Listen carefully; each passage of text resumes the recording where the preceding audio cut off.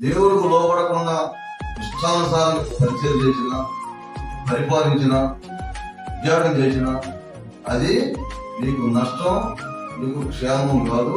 నువ్వు సేవకు జ్ఞాపకం చేసుకోవాలి, నాయకులు జాగ్రత్త జ్ఞాపకం చేసుకోవాలి, అధికారులు జాగ్రత్త జ్ఞాపకం చేసుకోవాలి.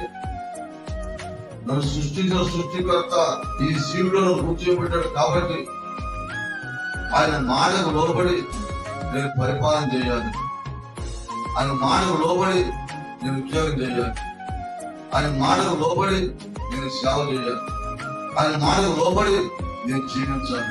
అప్పుడే నాకు నా కుటుంబానికి క్షేమం. లేకపోతే నాకు నా కుటుంబానికి నష్టము, శ్రమ అన్న సత్యాన్ని ప్రతి ఒక్కరు గుర్తించి ఆయన లోబడి జీవించాలని ప్రభువు పేరట మీ అందరికీ చేతులు దానిబడి చెబుతుంది.